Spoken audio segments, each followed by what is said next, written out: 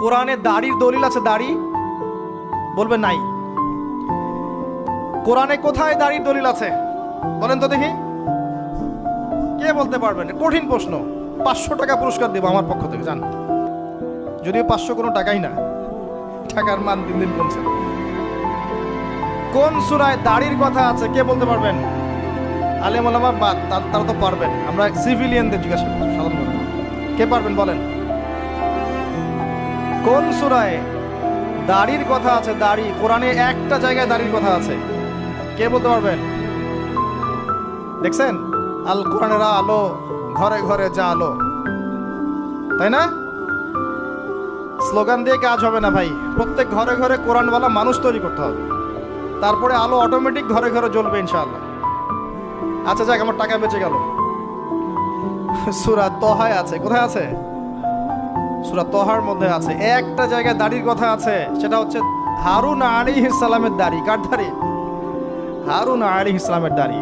মুসা আলাইহিস সালাম ফেরাউন থেকে এই যে দলবল নিয়ে পার হওয়ার পরে, বনু ইসরায়েলকে নিয়ে পার হওয়ার পরে আল্লাহ পাক তাকে 40 দিন ডেকেছেন তুর পাহাড়, মনে আছে? তুর পাহাড়ে তিনি গেছেন, এই ফাঁকে বনু ইসরায়েল শিরক করা শুরু করেছে, এই যে বাছুর পূজা শুরু করেছে, মনে আছে? পড়েন নাই কখনো? বাছুর পূজা শুরু করেছে। মুসা আলাইহিস সালাম তাওরাত নিয়ে আসছেন, এসে দেখছেন যে কওমের এই অবস্থা, তিনি রাগে তাওরাত ছুঁড়ে মারলেন।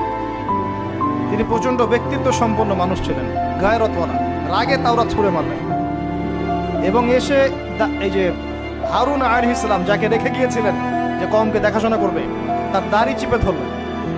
তুমি থাকতে এরা এই অবস্থায় গেল কিভাবে? এক হাতে দাড়ি, এক হাতে চুল, চেপে ধর, তুমি থাকতে এই অবস্থা হইল কিভাবে?